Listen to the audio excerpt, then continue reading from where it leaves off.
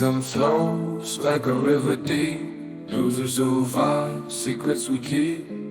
Dragon fire burning bright in the dark. We find our light. Big love spreading wide through the valley. Kia ora te whānau. Welcome to the Kopu Temple of the Blue Diamond. We have a special guest today, Rob Mokaraka, who has got an incredible journey that he's taking nationwide. It's called Shot Bro, and it's here to help people come back into homeostasis, those that are challenged through mental health and suicidal ideations and tendencies. He's here to support and to tautoko and to help bring those rainbow bridges of sacred consciousness back online to remind us all how amazing we are. And thank you, brother. Really looking forward to you sharing your journey with us. And just before we start, I'd love to open up with a karakia of the Blue Diamond. E te atua o te ao marama, te whare wānanga o te atua maraikura, te whare tapu o te taimana kahurangi, tēnei mātou I ka ranga nei, kia tau mai te aroha, te rangi marie me te maramatanga. Whakatohia, te kaha, te maia, te manawa nui. Hei kaha mō mātou I tēnei hui, kia tutu ki I ngā moimoia, I roto I te aroha me te kotahitanga, e ngā wairoa katoa. Tēnā koutou, tēnā koutou, tēnā koutou katoa, whiti, whiti, whiti, maranga mai, te wairua, amine. Amen. Tēnā koe te tuhine. Beautiful. Wow, beautiful. Thank you. Beautiful karakia. So we'd love to hear a little bit of sharing from you, brother. I do have a couple of questions before we really rip into it. So just, with all the work that you've been doing, I would love to get you to share a little bit about your story and what led you to that dark place and how you managed to turn your life around and help all these other people now. And what was the pivotal moment of your realization that made you choose life? And how does it change? How did it transform and shape your current mission to help others? I'd love to hear from you. Kia ora. I'll put that in the boil-up pot and boil it all down. But first of all, sis, I just want to acknowledge you and just for all the beautiful mahi you're doing. Really, really mahi rangatira in these spaces that you're holding for so many. And I see you and I feel it, and I'm just blessed, sis, to know you. So thank you for everything you're doing, because it's helping, that light is helping re-energize this light. So I'm mahi to you. Oh, kia ora, bro. So kia ora whānau, ko Rob Mokaraka tōku ingoa, he uri tēnei no ngā puhi moanariki. So that is our tribe on my father's side, up at Te Taitokiro, ki te taha tōku māma on my mum's side, o ngai tūhoi Ngāti Ruapani, Ngāti Kahungunu, ki Wairoa, o Kuiwi no Waikare Moana. Now, I used to call it a lake, but my Auntie Rose would say it's not a lake, it's an inland sea of rippling waters. And I was like, kia ora. So I won't call it an awa, nor will I call it a lake. I will call it inland sea of rippling waters, so I don't get told off. So my mental and spiritual breakdown happened in 2009 when I didn't want to be alive. It was on this Point Chevrolet, Auckland, Aotearoa, New Zealand. And I chose the police to end my life. And the reason I chose the police to end my life is because I'd seen the police shoot Māori on the news, right or wrong, growing up. So in my mind, I thought there's a way, but also there's a violent way, because the violence that was happening in my mind, in my wairua, in my heart, was very unhealthy. And it was telling me I deserve a violent death. So, which is all unresolved trauma. Yeah, intergenerational trauma was all swirling around me. And it wasn't the first time, sis. It wasn't the first time. When I was 21, many moons ago, similar thing happened. And on the outside, it looked like an unhealthy relationship. But I was the unhealthy relationship.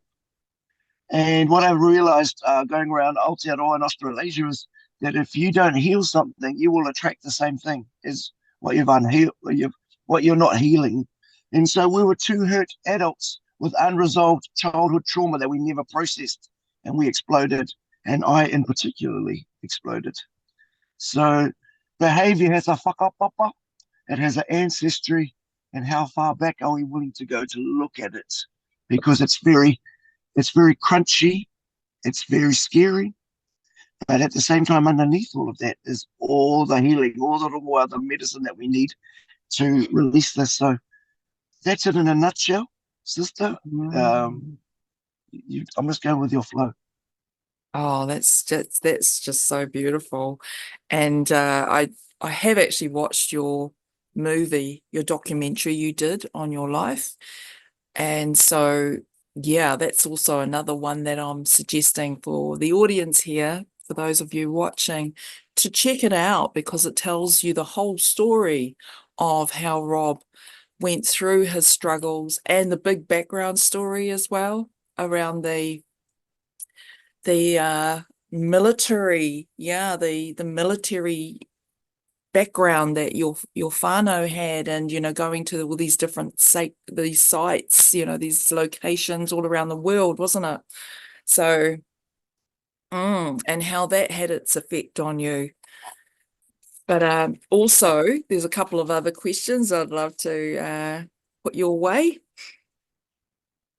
So how did your own experience with your attempt at suicide change your perspective on mental health and the factors that contribute to such a crisis? When you've hit rock bottom and you've been living there for a long time, you think that's all you deserve. You've conditioned yourself, or whatever this thing's attached to you, the trauma attaches to you, and convinces you that you don't deserve any help, you don't deserve any love, you are nothing, you're worthless. So I was still in that. I was still in that in hospital with my guts cut wide open. They had multiple surgeries trying to find the bullet. They couldn't find it. It was stuck inside me. The bullet was stuck inside of me. And so I was physically ill as well as spiritually ill, mentally unwell. Everything was out of balance. Um, so I'm in pain 24 hours a day, 7 days a week, even with morphine every 5 minutes I was allowed to inject. So I was very present. So therefore, there was no more hiding. There's no places to hide when the pain, the extremities are bringing you out of the shadows. Someone brought their little dog out. I'm at the beach. Sister, I pulled over to be near the beach for this interview. Anyway, How beautiful. little cooties out there was the owner. So when you're stuck in that, you don't realize that you deserve more than that. The trauma has trapped you. So it took a lot of people to send their love to me, and I didn't even get it until maybe after I got out of hospital. But lots of people arrived to the hospital, and I thought, who are they? Who are they here for? They're here for me. And it actually made me want to cry because I just still felt I didn't deserve any of this. Because you're being so trapped so long, from smiling on the outside, drowning on the inside for so long, you don't realize that you're so conditioned when you're being traumatized to it's fight, freeze, or flight.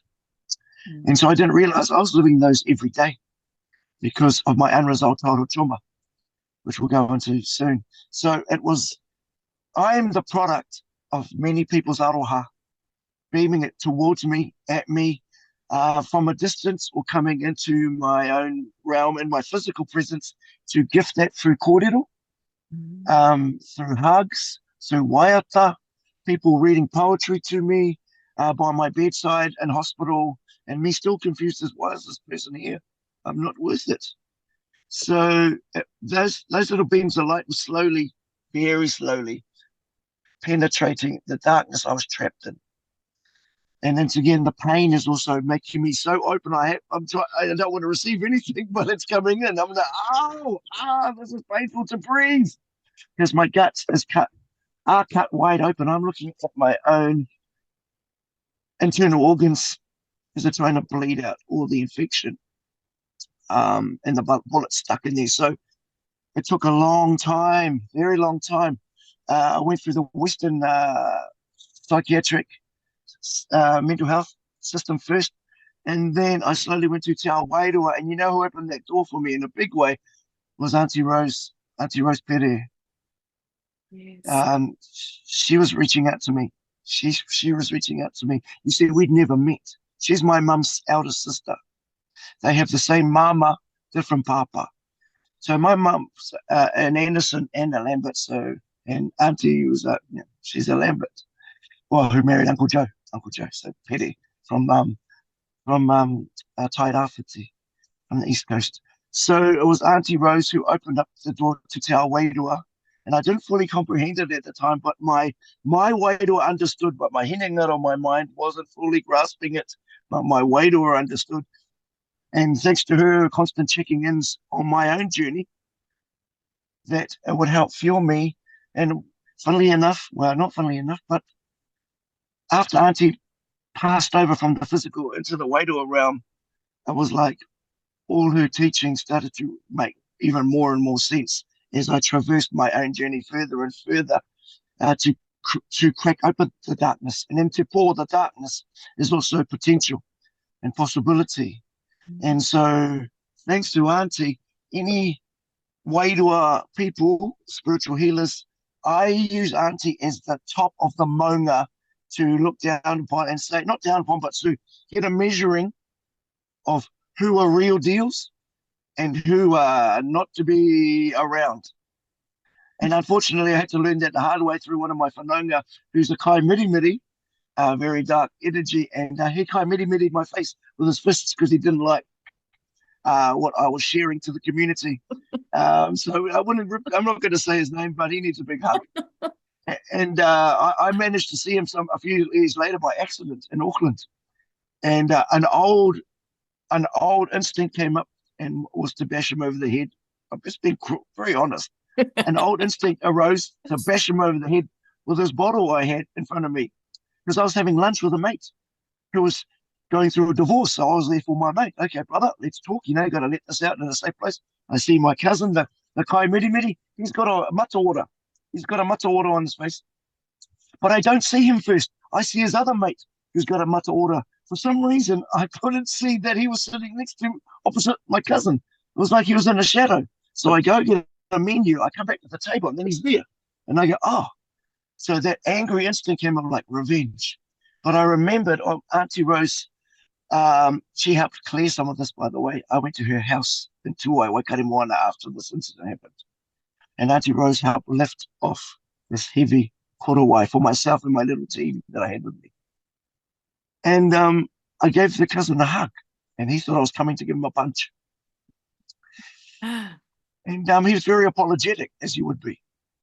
But I still don't trust him. But I still see he's doing his mahi, his kai miri mahi around Aotearoa. And okay, koe, bro. I just feel that after you get a miri from that particular cousin, you should go for a real cleanse after he's touched you. So I just want to share all these elements, sister, because they're realities. And Te Awairua in the spiritual world, you make sure you do some, what do they say in Te Ao Pākehā? Due diligence. Do some research on this person, as you would a doctor, a Western doctor. Just because he's wearing a lab coat, a white coat, don't trust the doctor, or he or she. Do some research. Figure out what their whakapapa is. What is their specialty? My cousin's specialty was punching me in the face multiple times. Funny now, not funny at the time, sister. But that was also around alcohol, which he shouldn't have been taking, trying to drown his own demons. But Auntie Rose taught me to go neutral and forgive. So I'm healed physically. I healed quicker than I thought I would. Oh wow. That's a big that's a big message, bro, too. Thank you for that, because there are definitely healers, and then there's healers out there, and not everybody who is who they say they are. That's for sure. We do need to do the due diligence and check it out, and not always believe everything we hear either, because someone's negative experience perhaps wasn't correct either. So, like actually I think we've got to feel into these things too, use our own intelligence and use our own frequency and vibration to vibrationally match with people that we want to work with. Because I know that for myself, there are some people out there. I've got some haters out there who will bag me at any time. But in terms of the work that I do, I know what I do, and many others do. And I think so long as we're on the right kaupapa, we're here to bring light. We actually need to be clean living as well, because that's actually also a mark of integrity, is when we can actually be be the change, actually be the change that we're supporting others to be. And so it goes a long way. Yeah, but also with the mental health stuff, myself personally, I've struggled over the years with mental health, and I've got a brother who's very, very sick with schizophrenia and psychosis. He goes through these multiple shifts, and we're getting a completely different person.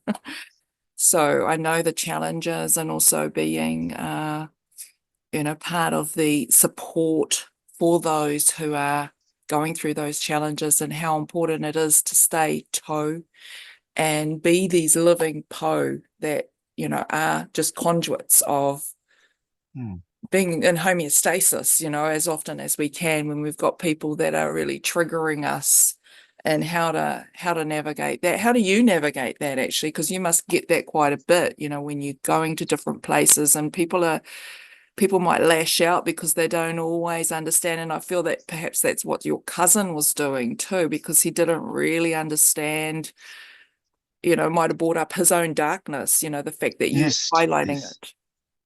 Mm-hmm. yes, absolutely, absolutely, all of that. So, once you realize that's not yours to hold, that's theirs. But also, if you talk about spiritual protection, you also got to talk about your physical protection. Don't be naive. Because sometimes I think we're a little bit naive. And so, stand in your mana, stand in your own light.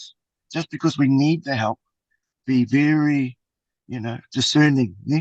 Discerning in the way that because if you're unwell, sometimes it's hard to see that that person's unwell who's about to, you know, to try and heal you. Where just go, be careful, kia te pato. And as I said, Auntie Rose to me is the top of the mountain. So I go, where are you in regards to my Auntie Rose? And if your kōrero does not match your wairua, I'm very curious to why that's not sinking. And, when I meet people's vibration from what they're saying in their spirit, their wairua is not matching. I'm like, something's off here. What's happening in this room? So I would like to address those things. And if it's not said and unsaid, I'll feel it. Then I'll just casually leave. So when I go to a miri, I've taught this because we got a beautiful miri from a brother in Otaki. And I said to to a good brother of mine, make sure you see this fella. He is amazing. So he brought his cousin with him, who's a tohunga in his own right. And his cousin was there as physical and wairua support, and to check to the room before this kai miri started touching his cousin. So my cousin does that with me. If my cousin's on the road with me, he'll come and sit in the room, and he'll watch. And before the person touches me, he watches them, and he watches what's around them. So I think, just just a tiny little lessons. Don't just go and by yourself. Just make sure if you feel, who do you trust to be your kaitiaki physically in the room? But you don't have to go to those extremes, but sometimes we have to protect ourselves. Yeah, absolutely. Absolutely. And so just in terms of the work that you do and the shows that you do, where do you travel to, and what is your general sense when you get there, and how does your show take place that you offer, that goes around all the different places in Aotearoa? Yeah, I suppose, sis, I'll change the kupu from show to kaupapa, because it's not a show, it's my real life. And so Yeah. what it is an experience, whereas because I've grown, not grown, I worked in the arts and entertainment industry, there's a lot of smoke and mirrors in you to show your shiny self, not your true self. I think that's the normal in Western structure. So I've taken all that kake out, so you get to see the real Rob Mokaraka. Mm. And it's freaky, scary, fun, refreshing, all at once. This is the feedback I get from people. What my Samoan and my Maori brothers say to me, my real tough brothers, they say, "You freaking us out, brother. We're used to funny tough, not funny vulnerable." And I didn't even think of that. I'm like, okay. But so to be all of that, you give people permission to be that as well. Mm. So they call my kaupapa is in a tikanga framework, a Māori tikanga framework, which is inclusive of all cultures. So that framework holds me and my sound technician, who's also my kaitiaki, who looks after me and the community as I'm looking after the community. So they're watching over me and them as I'm watching over them. So I've got somebody keeping an eye out. So we get to see who's coming into the room. You can tell. You can tell who's Mawiwi. You know, our way to what heaviness they're carrying. I can spot it a million miles away and you can feel it. And you're like, okay, we'll just keep an eye out. And maybe they need extra hug. Maybe they need extra support.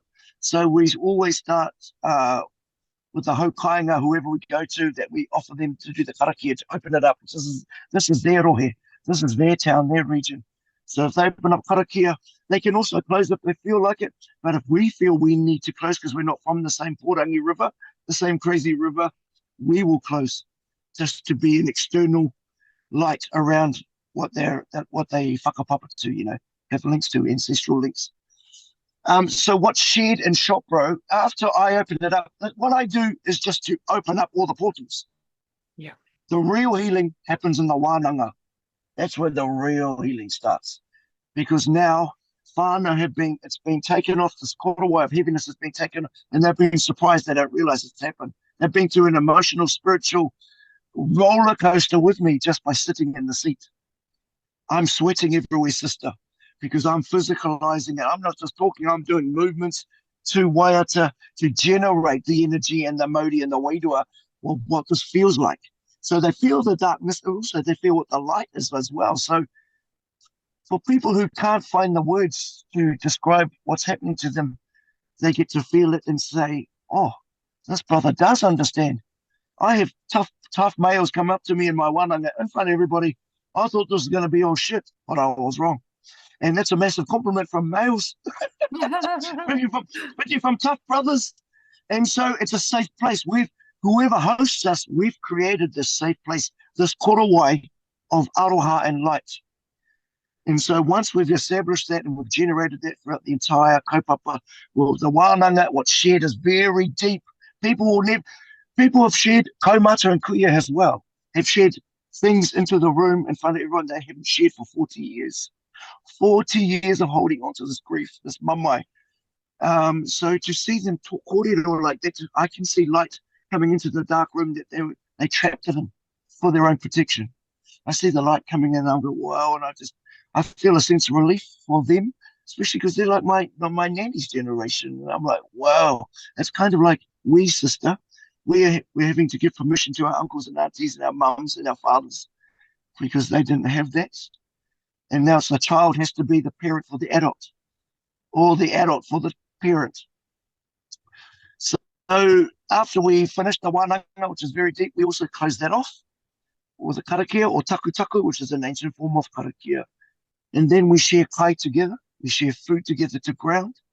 And then people get to share.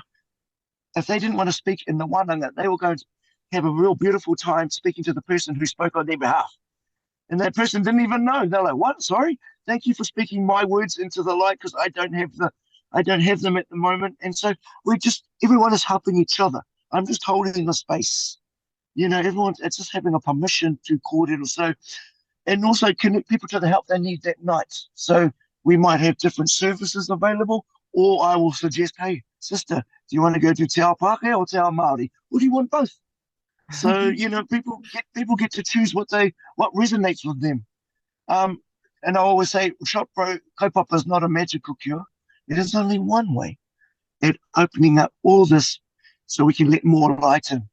So that's it, sis, in a nutshell, and hope that makes sense.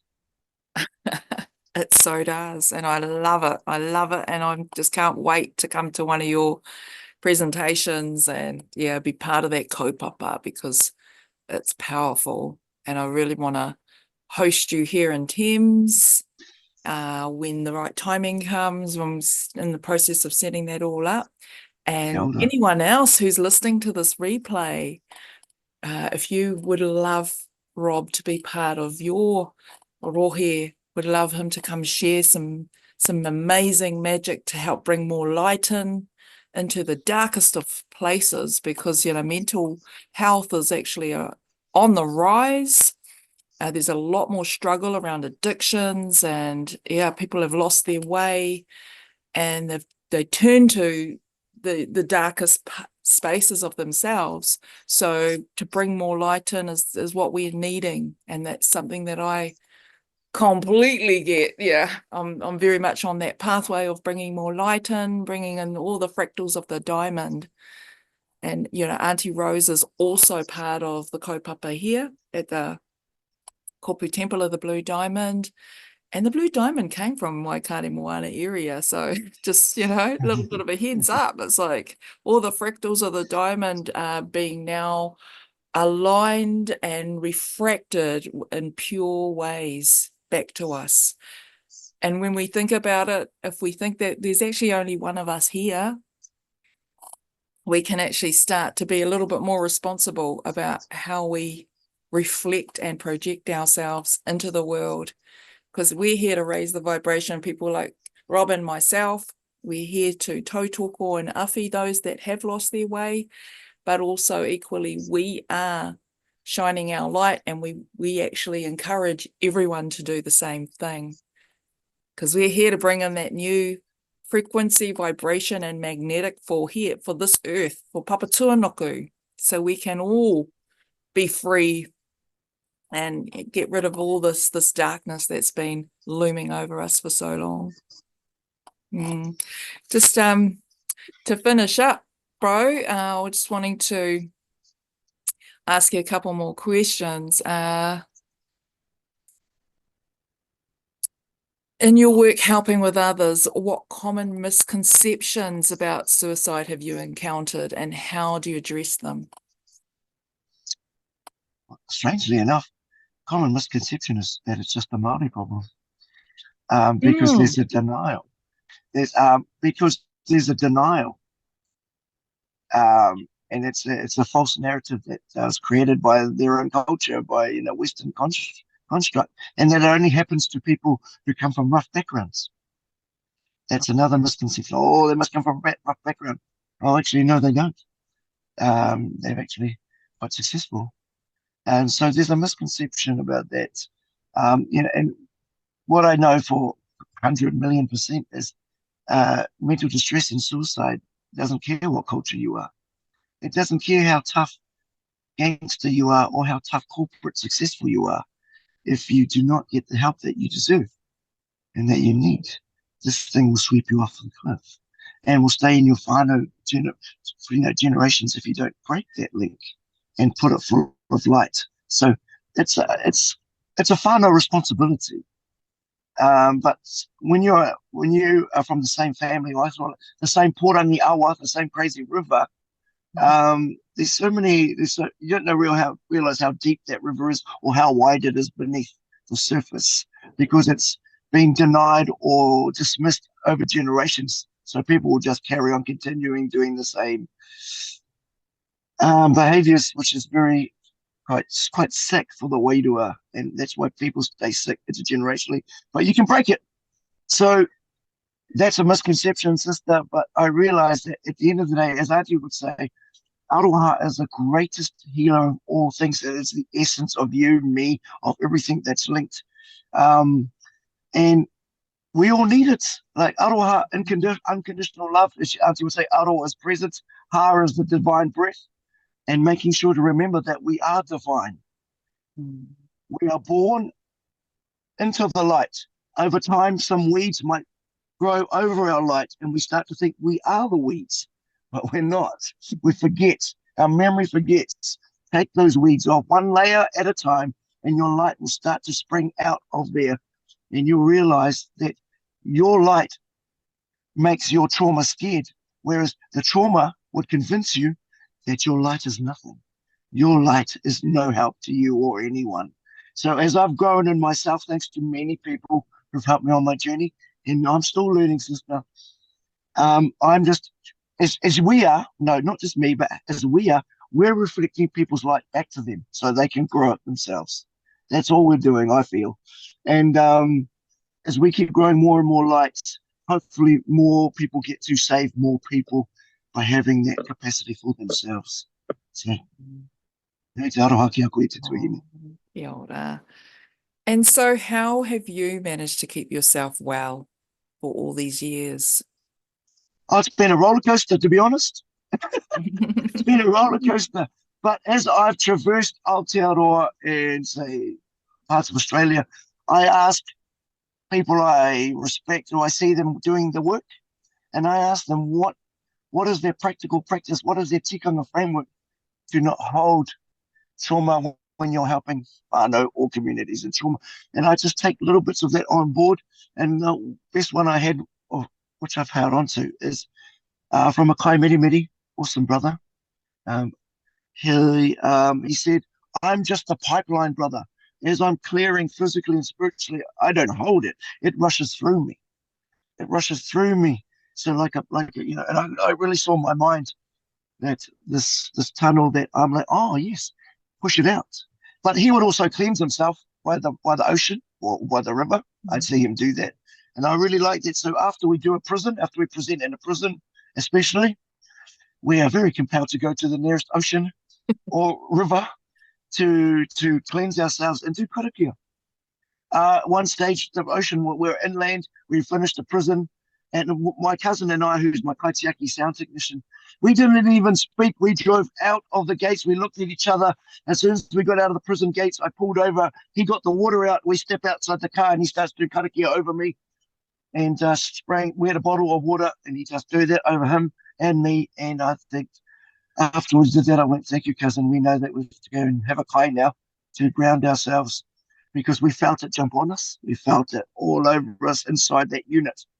So, what is your practical practice, your physical and your spiritual practice? I also have Brazilian Jiu-Jitsu in my life, which I took up a year ago, which is a physical martial art. It's very tactile, so it makes you feel very present. And I'm only doing this martial art to strengthen my hinengaro, my tinana, and my wairua, so I feel more safe within myself. And so whatever practice that is for you, I suppose, find it and utilize it. Because if I don't cleanse, if I don't unpack verbally or spiritually, physically, I will get sick very quickly.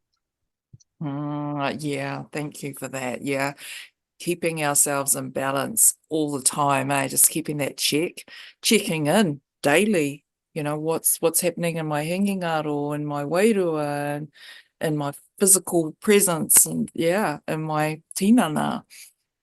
And all of that. And then even in my whanaunga, because we're very connected to our family lines and our whakapapa. So having that lineage, remembering and constantly checking in and up leveling is pretty important, making sure we can stay in balance, right? 100 billion%. Yeah. Especially when we've got a lineage of unwellness back there in those roots, which most of us have.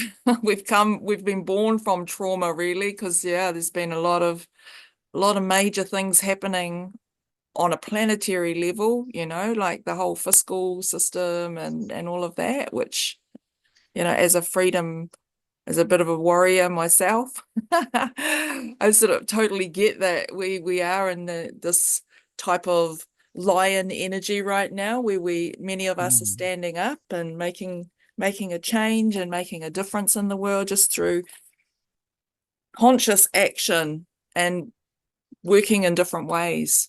Mm. So the other thing I wanted to ask you is, what strategies or tools do you find most effective in preventing suicide and supporting individuals in crisis? It's quite a big one, that one. It's a beautiful question because I'm living and breathing that and helping supporting other whānau. And I talk about the type three or three kaitiaki. Three kaitiaki that you choose, that you trust with your life, a support person that you trust with your life. Choose three of them because it's too much for one person to hold. And that makes you think more deeply about who's in your circle of friends. Who do you trust with your life? And then you go, oh, because my cousin, before I was shot, one of my cousins on my Mokaraka side, he would say, Kaz, would you take a bullet for that fella? That were because I was at a party, at an entertainment arts party. My cousin hates it. It was just too false for him. And I was just used to that world. And he went, why are we here? I said, my mate. And he goes, would you take a bullet for him? And I went, whoa. And I was like, yes, I would actually, because you don't know the relationship I have with this bro. And he goes, all right, we'll stay a little bit longer. So and you don't want someone to take a bullet for you, but you understand that's the level of like how my cousin looked at life. His friends around him, he doesn't muck around. There's no fluff with this particular hardworking cousin. He's got real deal people support around him. And so I learned the hard way after receiving that bullet in my chest to make sure I have real deal people around me. And so with those three kaitiaki, if you're helping that person swirling in distress and it's too much for you, call the other two. So now you've got a circle of light, the three of you, around that person who's swirling in the storm. And between the three of you, you can help navigate that person safely back to the shores of sanity. Now I'm helping whānau on multiple levels where their son, their daughter, 30s, on suicide watch right now. And it's tiring and it's draining. It's emotionally exhausting when you're a parent. Educated, doesn't matter what background you are, it's your child. It's difficult to navigate. So it's being in support of that family and asking them what they need.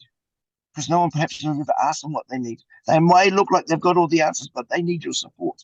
What does that look like? It might be kōrero, it might be kind words through kōrero, it might be you bringing some pie over to the house and go, I see you, here's some pie.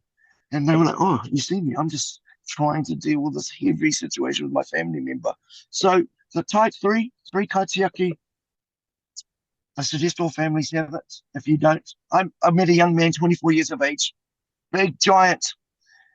Just recently at my presentation, he stayed for quite a long time. He took mental health resources, sticking around. I said, brother, can I give you a hug? He looked like he needed a hug. Big brother, only young, 24. And I said, you got a type three? And he said, I've got no one. I said, can I be on your type three? He almost cried. Oh. And I said, here's my phone number. Can you text me? And he was like, tears in his eyes, and he was just putting my number in his phone. Text me now. I was like, what? So he texted me and said, we're in contact. And I said, over time, brother, you will choose two other kaitiaki. There will be the type three. But for now, I'm very grateful that you chose me. And when you're ready, you grow the other two. So it's just teaching whānau how to grow that garden for themselves. Oh, it almost brought tears to my eyes, bro. Yeah, that's powerful. I can see how powerful this work is, reaching out to those that have been hidden from the world, because really the mental health system in this country is so poor. It's so dysfunctional that it sweeps everyone out. I used to work in it. I was 3.5 years working as a mental health support worker, so I know exactly what's lacking out there, and it's gotten worse. And getting help for my brother was actually a struggle as well. So empowering people to empower themselves is what your kaupapa is all about, and I love that. So what advice would you give to someone who feels like they have no hope, and all those close to them trying to support them? Freak them out with aroha. Freak those people out with so much love, so much light, so much joy. Because what you're talking about when you say them, all I hear is, how am I going to talk to a version of Rob Mokaraka back in 2009? Mm. And that's all I'm doing around Aotearoa, parts of Australasia. I'm just talking a different version. What do I hear the version say? No one's ever going to understand this trauma. No one's ever going to understand me. I'm worthless. It's never going to change. And I went, hi, kia ora, young Rob Mokaraka version. Nice to meet you. I'm here in the future to tell you it does get better. But you have to, I'm going to share this. My friend, she lost her 17-year-old daughter to suicide, her and her husband. And we've become really good mates, her and her husband and I, real good mates. They've got other tamariki. But she said when that happened, it ripped their heart out. And she said, what I realized, Rob, I'm getting emotional now talking about it. She said, what me and my husband realized was you can't sit on your hands and hope to heal. You have to put that into action. It's not going to magically heal just with time. You have to start taking steps. Just because nothing changes if nothing changes. But the big cheat code, sis, to all of this is you are worth more than you will ever realize. You are so more amazing than you could ever comprehend in your entire life. You are not the darkness you endured. You are the light that refused to surrender. And once we realize that, we can start nurturing that light and take those weeds off one layer at a time so our light can keep growing. And is this journey easy? Hell no. Is it worthwhile? Hell yes. Let's go.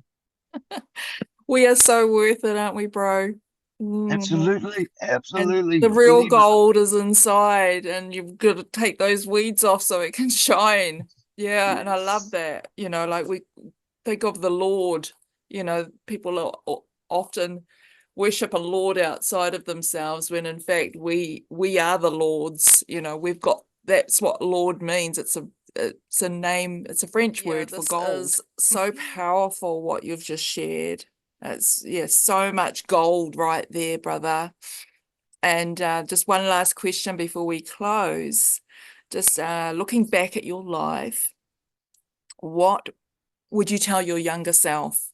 And how has that message evolved as you've grown into your role as an advocate and mentor now?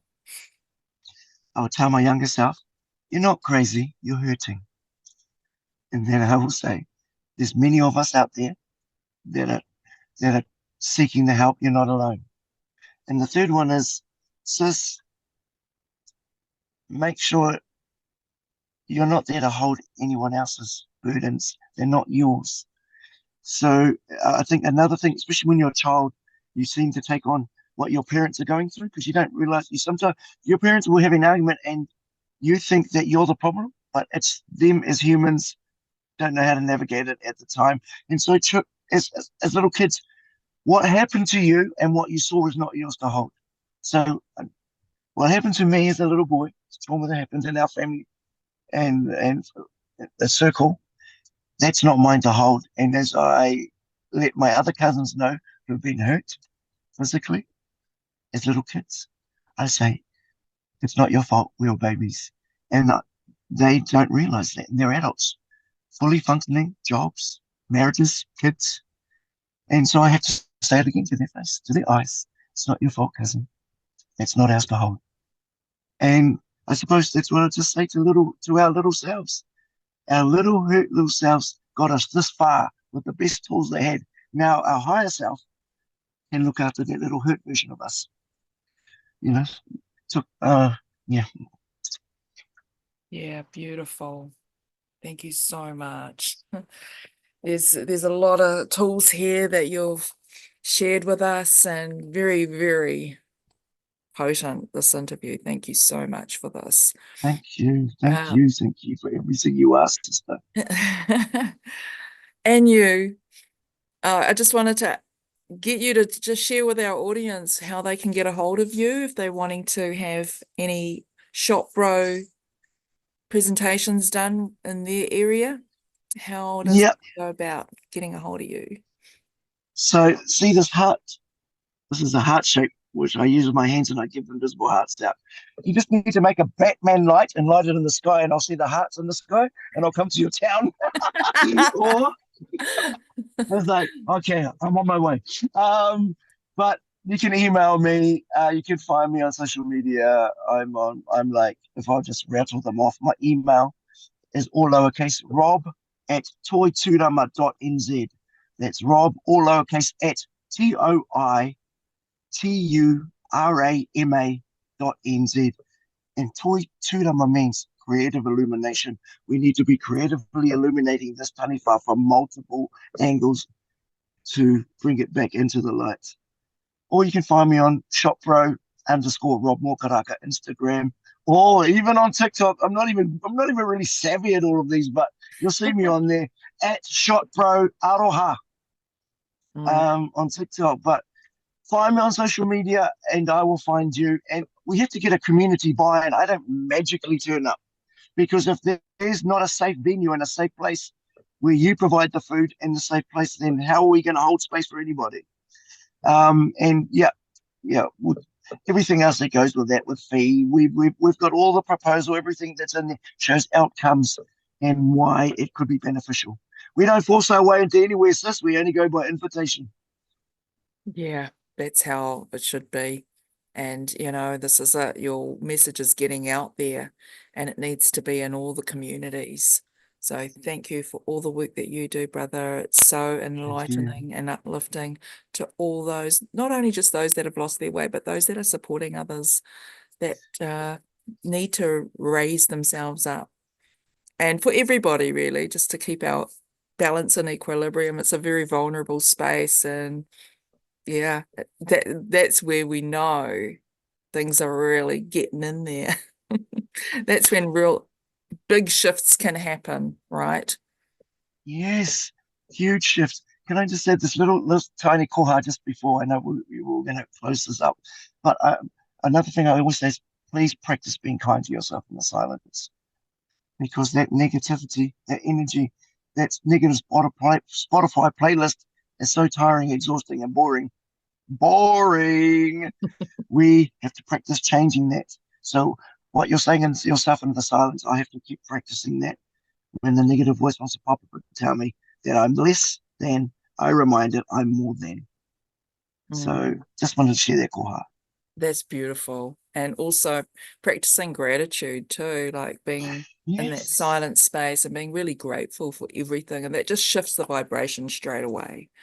And I know that for yes, myself, bringing in that love, not just human love, that conditional stuff, but actual euphoric love where we're really in love with ourselves, with the yes. world, with each other, with all the animals. It's a unified frequency. Mm.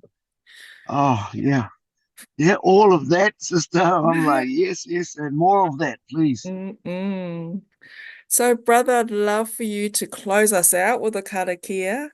And yeah, that'll be wonderful to have you do that. Kia ora. Been honor, sister. And this is a taku taku, which is an ancient form of karakia, which was gifted to us by our rangatira, Matua Ross Smith, from Te Araroa. He is a pauwaru in the Maori martial art realm, meaning he's at the top of the maunga who shares knowledge and wisdom with our people. So, oh,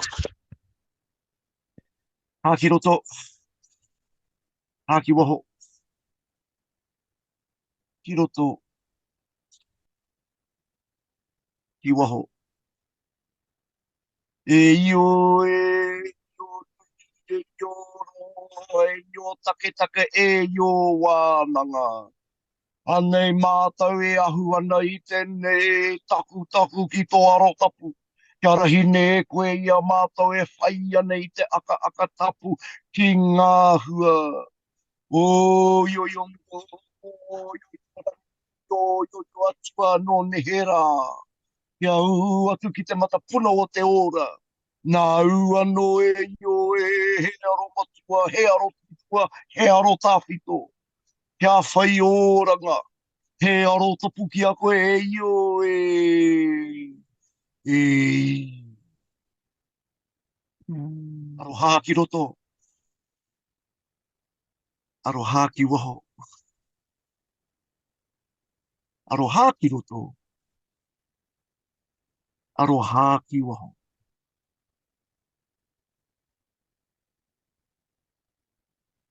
Modi, what a beautiful sister. Deeply, deeply grateful for you every day. I really mean that. Thank you. Thank you.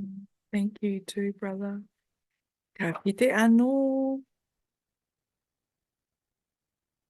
Rhythm flows like a river deep. Losers of our secrets we keep. Dragon fire burning bright. In the dark we find our light.